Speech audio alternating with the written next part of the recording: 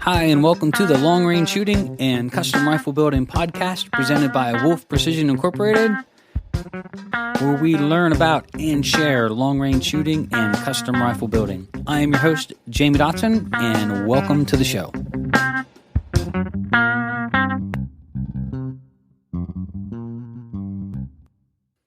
Hi, and welcome to episode 28 of Wolf Precision's Long Range Shooting and Custom Rifle Building podcast. My name is Jamie Dotson, and thank you for joining us again.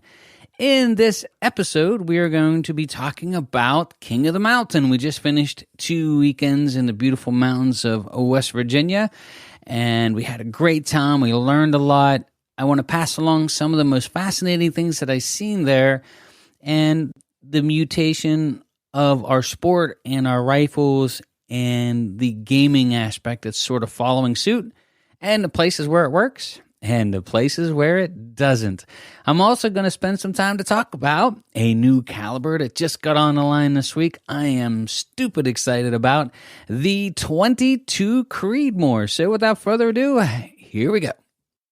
Well, welcome back, and thank you for joining us again. We did have to take last week off because we had 2 events in Seneca Rocks, West Virginia. Our event is called King of the Mountain, and we just finished that event up, and we're back in the shop working hard, and want to take today and get this podcast up. There's lots that I've been wanting to talk about and things I wanted to go over, and I learned a lot here this past 2 weekends of spending time with everybody in the field. So first off, for those of you that joined us at King of the Mountain, I want to say thank you for taking the time and effort to join us down there. For those of you that are new to the podcast and are wondering what King of the Mountain is, King of the Mountain is a 2-day event that we host 12 students in Seneca Rocks, West Virginia. It's held on property that is probably my favorite place to shoot on the planet. Without any hesitation, I can say that I've learned more shooting on this mountain than any other place in the world. The Allegheny Sniper Challenge is actually held at this mountain, and I had the chance to shoot that match many times, 15 years ago. And as a shooter, it's changed me. It's changed the way that I think about shooting, how I approach it, and the real world things that work and don't in the field. So it's a field sniper match. If you get a chance to join the Allegheny Sniper Challenge, I highly recommend it. Probably my favorite match and probably the most popular match east of the Mississippi, and it's been going on a long time. But we were very fortunate to know the people that run the facility, and years ago we asked them if we could take some clients, privately up on the mountain for 2 days and let them experience outside of a full-on match scenario. We do give away some prizes and stuff, but it's really designed to get you out and let you experience this without having to be in an active, full-blown 3-day match. And it gives me an opportunity to share a really special place with you. Some of the shots are fantastic, the angles, the distances. I mean, they've been working on this facility for more than 15 years, and it's something that you just couldn't duplicate anywhere else. If you get a chance, we had a customer that took some drone footage. We're going to be posting that up on our Facebook page at Wolf Precision here this afternoon. I'm going to try to get that posted up. Hopefully it'll let us because there's music to it. I'm not quite sure. But we did also post some pictures up of the mountain and the event and some of the clients and students that attended it there. With the King of the Mountain, I do want to throw this out there, though. You do have to be a school alumni to attend. This part's really important because this is no place for someone that really doesn't understand the fundamentals of marksmanship, have all of their kits sorted out, have all of their dope worked out. This is a place that we would consider like a level 3 or level 4 next step past the school to really put your skills and your equipment to the test. So it was a great event, great food, great camaraderie, meant people from all over the country come in for it. So everyone that joined us, thank you. And we look forward to seeing everybody there next year. So we did post up our dates for 2020. They went live today, and looking forward to seeing everybody there next year. Now, one thing I wanted to talk about from this past King of the Mountain that I thought was absolutely fascinating and sort of breaking all the rules in what really the current thinking is and what's the established tactical / sniper rifle. And we had a gentleman there that brought what would be really considered a field rifle, or what would be a sniper rifle of 15 years ago, and just really kicked butt all over the place. So I want to share with you a couple things here when you're getting ready to go into the different disciplines of long-range shooting. So you've got two mindsets. Look at IPSC and all of the 3-gun and all of that has taken over, where you've got timed events quickly, multiple positions. These are gaming shooting events. And I don't mean any disrespect to that, but what they are is they're set up around a set of rules, regulations, and then equipment. So all of a sudden, the gaming starts with the equipment to get it up to the best that you can, using as many pieces as you can to get as many points as you can. And it's sort of happening in the tactical world or long-range shooting. And I think it's a blessing and a curse at the same time. Again, I'm not knocking it. This is just a general conversation and observation from just a 2-day event on the mountain.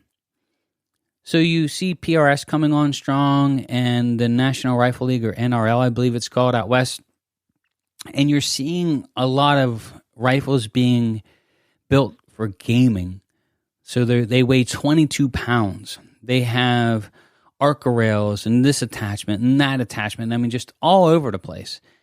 They're using rear tripods to support the rear of the rifle while the front of it's on a 10 or 15 pound bag over a barricade. I mean, it sort of came to light with me about 2 years ago. We went down and joined a gentleman, and I was really thinking of seeing if he would come up and be interested in joining us here at the shooting school and helping us with the instruction part. But he made a comment that sort of set me back a little bit. And this comment was, and he was referring to the PRS and all the equipment that everybody's using, is, do you know the definition of gaming? And I said, no. He said, winners.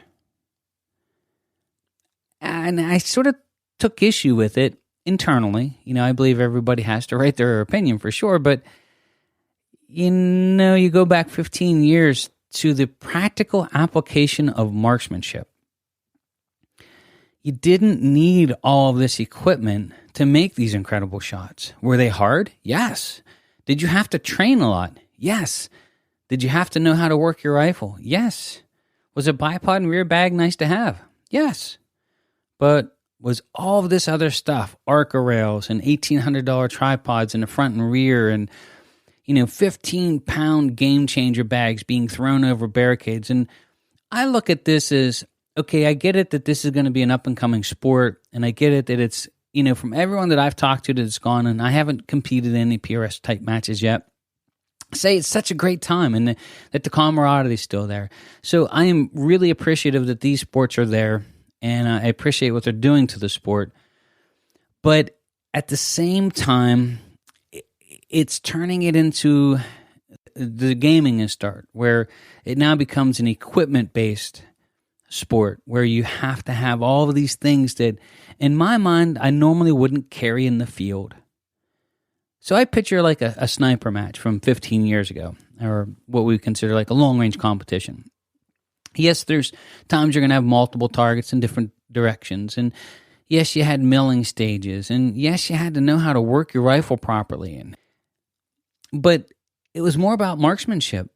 And most of the gear we ever took was, your backpack, a bipod, maybe a set of shooting sticks, maybe a setting bipod, and maybe a rear bag or two. But this would be stuff that you would normally take on a hunting trip, or would be considered applicable if you were a field sniper and you had to carry all this stuff for 15 miles.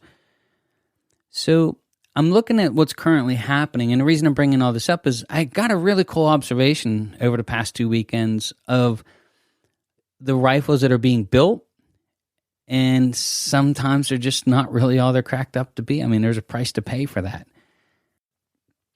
Let's go back to this story. We were at Seneca Rocks, West Virginia, and we've built several of these PRS-type competition rifles where they are all kitted out, 17, 18, 22 pounds, 22 and 24-inch super heavy barrels, super heavy stocks, all of the equipment, Arca rails, all of this stuff on them. And we had a gentleman that came through with a rifle that weighed 7 pounds and I think 13 ounces with nothing on it. Till he added his bipod, his sling, optics, rings. I think the total rifle came in at just over 11 pounds. That is with an 18.5-inch carbon fiber barrel. Back in the day when we used to shoot a lot of these sniper matches, really what the sniper quote-unquote rifles were either modified varmint rigs, heavy barreled actions in a more appropriate stock. You did have the Accuracy International chassis back then. You did see, fully adjustable Macmillan A5s with an adjustable cheek piece and length of pull. But really in the end, they were just accurate varmint rifles pushed into service for long-range marksmanship. And let me add to this field marksmanship. In the Seneca Rocks, really it's almost like a hunting trip on steroids / match / positional. It exposes you to all these different targets at different angles, of different sizes, of different distances, through different terrain. And it just tests you mentally, physically, as well as your equipment. And we had a customer come back from a 2-day event. And on Monday morning, the event ended on Sunday. On Monday morning, he called and he ordered a rifle that was the twin to the what we would consider like a field sniper rifle, 12-pound rifle. So the customer had a J. Allen, totally kitted out with everything you can possibly imagine. And he did pretty good on some of the prone stuff, but in all the other positions that you get stuck in the field, he really struggled. I mean, it's really hard to take a 19, 22-pound rifle and shoot off your backpack in an awkward position. It's not something that you would take on a hunting trip to where you can't shoot it slung, at least not really, really well. It's not designed for that. So the rifle is designed for the gaming aspect of it. So it had the Arca rail and had all the other things attached to it that you could use. You could use a game changer bag over a stump and use a free recoil technique that you're seeing a lot of these guys use. But overall, there's so many different positions and angles, shooting downhill, shooting uphill, and extreme, that he just got completely worn out, mentally, physically, and then on top of that, to carry it around for 2 days. So we had another gentleman there with this light rifle who shot stupid well. I mean, one of our farthest shots was like 1,680 yards, and he missed a target with an 18.5-inch barrel, 3x8 to 18 Leopold Mark V with the illuminated reticle. At almost a mile, he watched his own impact and only missed it by about 1.5 feet, which is pretty impressive for an 18.5-inch 6.5 Creedmoor. But the enjoyment level between the two over the course of 2 days was absolutely night and day. The gentleman with the lighter rifle ended up taking, I believe, second place in all of the shooters there, and he enjoyed himself. He had a field rifle. So that's what I want to bring up with this observation is I think you got to be careful blending the lines. And I talk about this with purpose-built rifles sometimes as well. The tactical / sniper type matches that are going on now that are from the buzzer to prone in 90 seconds to engage 7 targets, from a barricade or a tank trap or whatever, that's fun. Don't get me wrong. I can't imagine that that's not fun. But those type of rifles in a field scenario, walking for several days, unless you're training for an Ironman competition, the application of it and the usability of it is just not there. And so what I challenge people to do is when you're building a rifle, especially like a tactical rifle, one that you're actually going to use in the field, be mindful that you don't follow the list of what everybody else is using to top, this shooter, to top that shooter, because they're using a lot of gaming equipment that really doesn't apply to a field sniper match that for 2 days carrying this stuff around is going to get pretty old, and your enjoyment level is going to go into the tank. And you're going to do well at some positions and horrible at others. So I picture it carrying it like on an elk hunt where you might have a shot at 600 yards. There's just all this equipment that you're just not going to carry. And I was really pleased and surprised that we had a customer show up with that light of a rifle with a very simple scope, 3.5 to 18, with a sling, a bipod, a rear bag, and a backpack. And he kicked butt for 2 days. It's the fundamentals of marksmanship. It's learning your equipment and enjoying while you're doing it. Now, could he take all that to a PRS match and win? Oh, I don't know. Maybe. Is he going to give up some points for a lot of the gaming equipment that they use to fast track the shooters or get them some extra points from these different stages? Yeah, he's probably going to give up a couple points. But I don't think he minded giving up that at all. The fact that he was able to enjoy 2 days in the mountain, all of his equipment's in one simple backpack. I mean, we had gear everywhere from some of these other guys, and not criticizing, but here's this guy with a very simple backpack, a couple pieces of kit, and that's all he had. Super clean, super efficient. And one of the other competitors and students that was there started paying really close attention and asking him lots of questions because he was enjoying himself. And he was making lots of hits at really long range with an 18.5-inch carbon fiber barrel. And he called me up on Monday and he was like, dude, I don't get it, but I will tell you this, that he looked like he was having a hell of a lot more fun than I was carrying this, 20-pound or 18-pound rig around with all these attachments and this, that, and the other thing. He said, so he built a twin to the other competitor's rifle. So just keep that in mind. I think the reason I bring this up is you have to draw a line. If you're going to build a gaming rifle for PRS and type stuff, I get it. There's probably going to be some of the stuff that you want to use because the obstacles that you're going to be shooting, this kit is designed to help you get the most points from all the different challenging stages. And so all of these parts and pieces, they're going to move you up the podium for sure. I mean, the guy that goes through with a sling, a rear bag, and a bipod, in some of the positions, he's probably going to give up points because he has to apply a lot more fundamentals of marksmanship. He's got to hold the rifle. He's got to touch the rifle. He's got to bury it in his shoulder. He can't let it free recoil, or set the rear of the rifle under a tripod and the front of the rifle off something else. But I think the practical application of it, if his name was Walt, if Walt was going on an elk hunt with that rig, I would feel 100% confident that anything within 600 yards was dead and didn't know it yet. And his confident level in that rifle and rig, his enjoyability of running it for 2 days straight, I mean, it was absolutely purpose-built for a field/sniper rifle/shooting rifle. And I was proud of him. I thought he did a great job. And he actually had one of the guys that was shooting with him instantly transform over for another rifle for that application. So way to go. So just make sure when you're setting this stuff up, be really careful that you don't blend the two too much together, because I don't think you're going to enjoy taking a rifle that's all kitted out like the PRS type rifle, taking it on an elk hunt. I wouldn't carry one shooting groundhogs all day or shooting, varmints or going out for kites. Could you? Yeah, you could. I mean, but there's a horrible price you're going to pay for carrying around a 20-pound rifle and all of this extra equipment clattering around through the field trying to get to a position. So I think there's a practical application to where the fundamentals of marksmanship and a good quality rifle that's set up for field-type sniper match shooting just pays dividends. Not only can you shoot it and get lots of points, I think you get more points because it's more versatile in field type shooting, utilitarian type, without any accessories. And I think it's more enjoyable for the shooter himself. So that said, I guess what I'm trying to say is, be careful and know what type of match you're going for. And just know that the fundamentals of marksmanship can be applied with something so simple as just a really great shooting rifle with an adjustable length pull, cheek piece, properly set up scope and optics, bipod, rear bag, and a sling, and you're good to go. Pretty cool.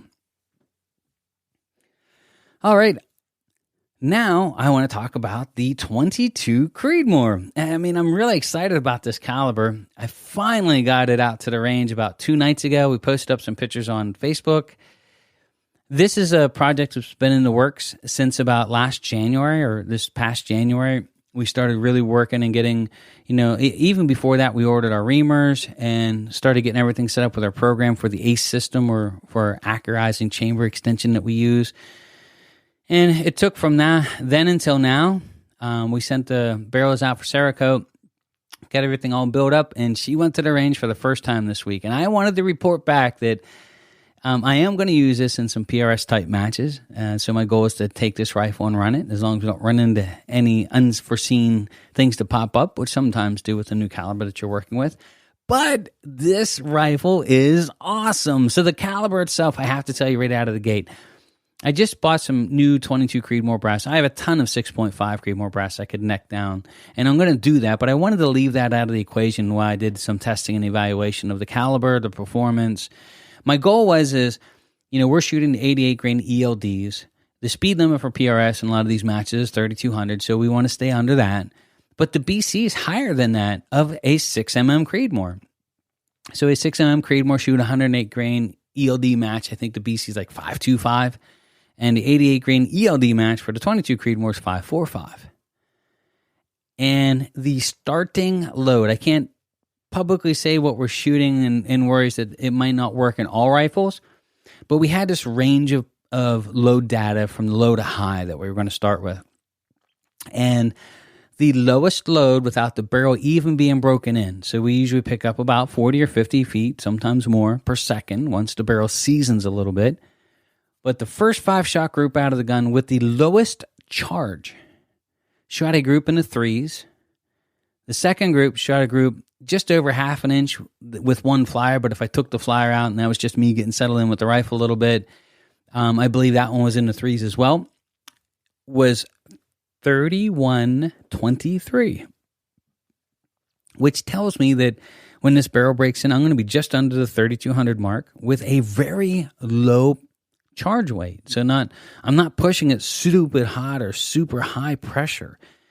So I had this whole range of powders in charge weights going up in increments to chronograph and do this testing. And we ran it the whole way up to just under max with no pressure whatsoever. And we were over 3,400 feet per second with an 88 grain.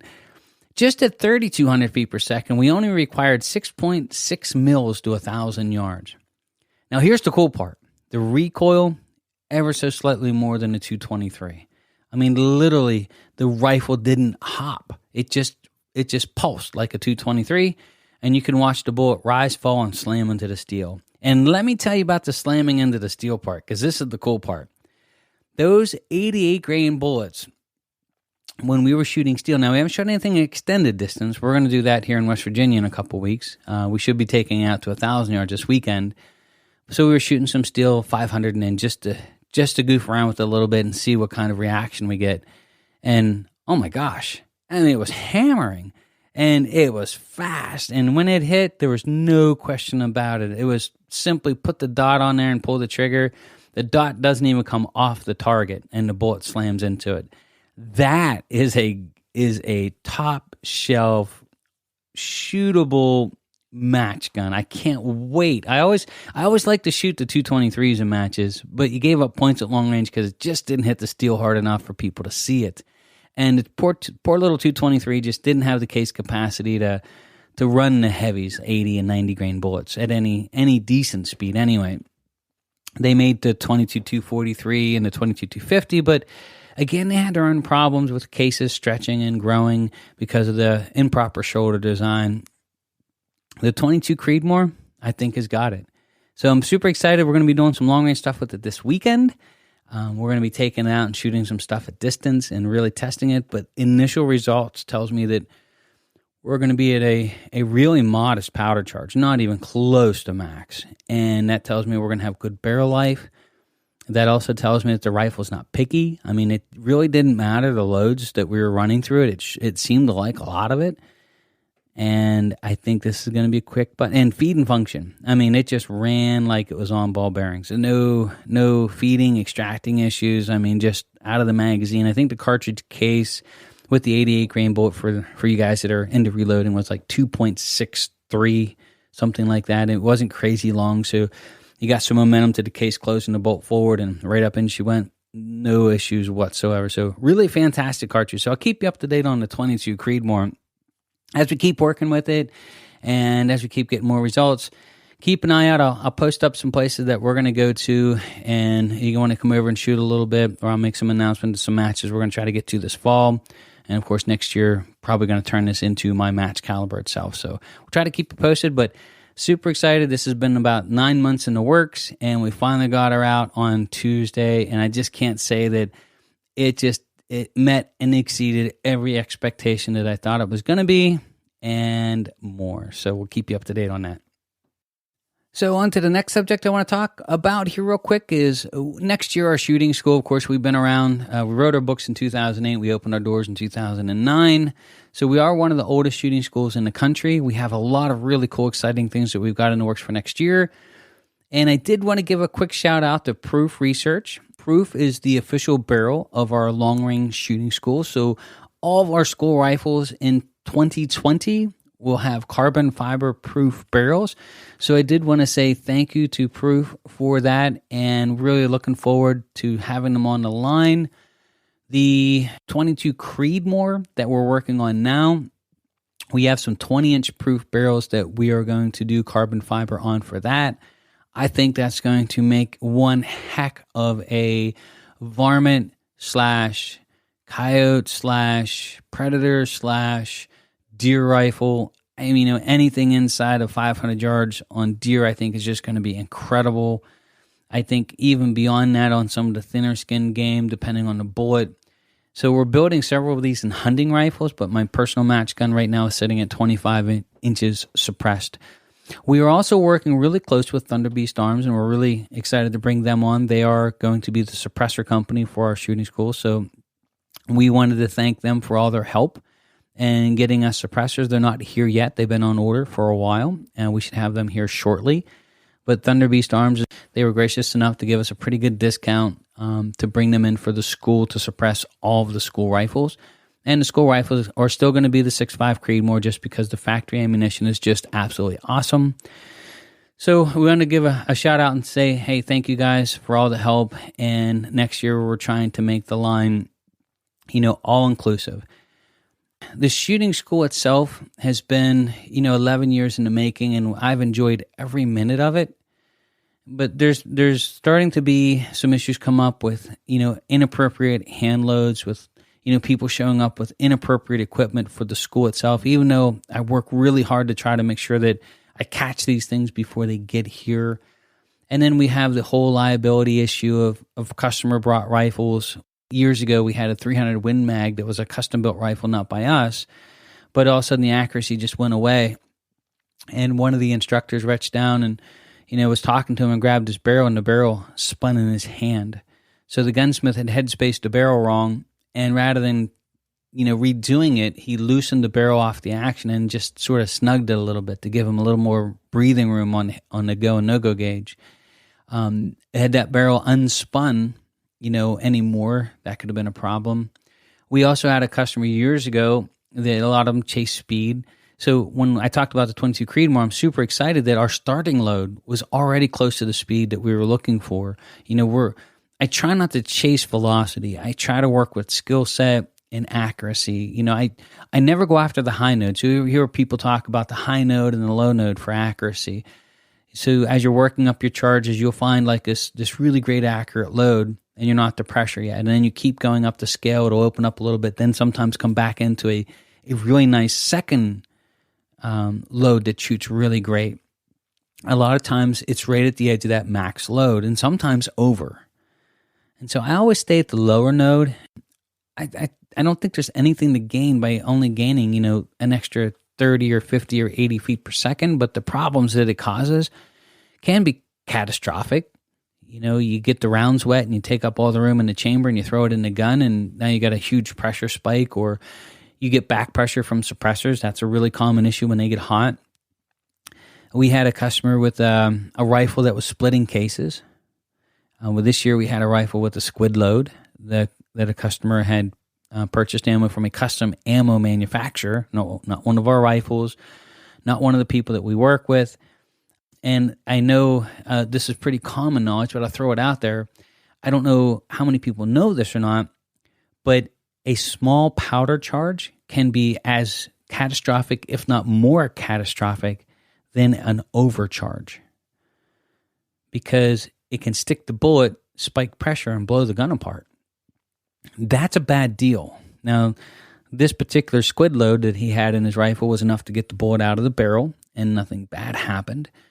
But when you run a shooting school with live rounds and live rifles and ammunition and, rifles coming in from all over the place, being touched by God knows who, for me, it's a little worrisome. I look back and I say, my daughter, helps me here. I've had, 9 and 12-year-olds and 14-year-olds and 16-year-olds on the firing line many times over the last 11, 12 years. And to have one of them get hurt because somebody brought something inappropriate, untested, unproven, or like the one guy shooting the hot loads, he was splitting cases. He was pulling case heads off. And I said to him, hey, you got to pull that off the line. And his response to me was absolutely fascinating. Here's his response. But Jamie, it's only happening about every 3 or 4 rounds. Now, in my mind, I'm like, if you can picture just slap your hand off your forehead type deal, like, duh. Yeah, I don't care if it's happening 1 every 20 rounds. You realize you're dancing with all kinds of trouble right here, right now. And that if that gun comes apart, you are going to pay a hell of a price. And not even just you, but the people shooting left or right of you. We see it at the ranges sometimes with people pushing and sticking bolts. Oh, we had a guy ask us at the show, at the NRA show, hey, I shoot a 308 in FTR class, and we run our 308s to 70 to 75,000 PSI. Can your actions handle it? And I was like, dude, just keep walking, and just go somewhere else. I'm not even interested in building you a rifle. If you're dancing, at that level, thinking that you're going to get a first place trophy because you're running that line of a catastrophic failure. Yes, I just don't know what to say. And then the other big problem that we're having, and this sort of goes hand in hand, and we've been talking about this a lot, and the reason why we're bringing Thunderbeast into the school to suppress all the rifles is just the muzzle brakes are getting horrifically bad. So we shoot prone, and they're just blasting people left and right. I mean, they're super efficient for the people that are shooting them, sure. But, you have a 14-year-old kid, just getting hammered on. And we try to separate them. We try to stick bags between them. And, how nice it would be just to be able to focus on everybody enjoying being there, not just, I shot alongside these guys at matches like this. And one of my teammates actually had a nasty break on his rifle for years, and I just hated shooting beside him. And I certainly didn't like doing it for days on end.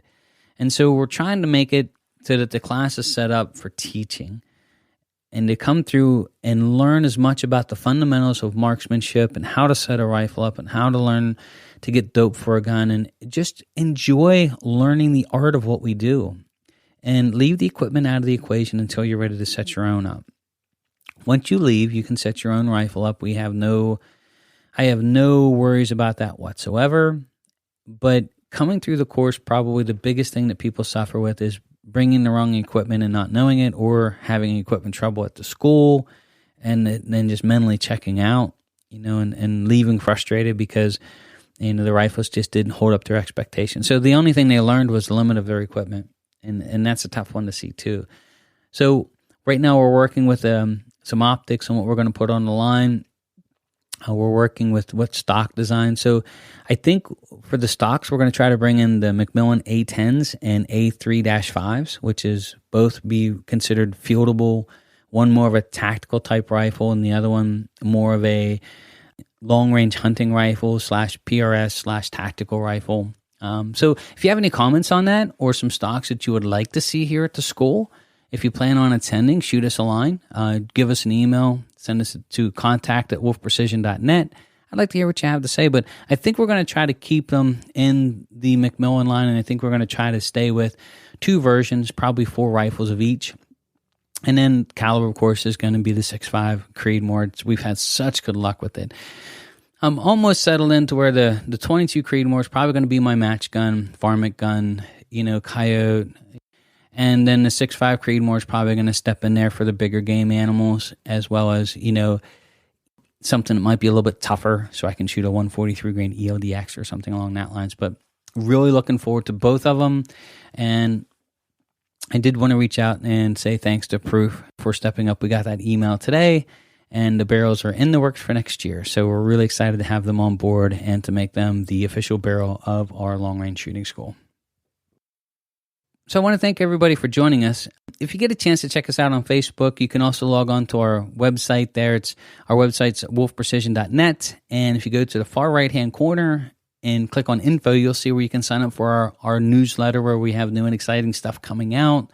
We'll post up things that are coming here in the future. We did announce our dates for 2020. So for all of you listening, if you've attended our shooting school or are an alumni of our long-range shooting school, you can sign up for the King of the Mountain.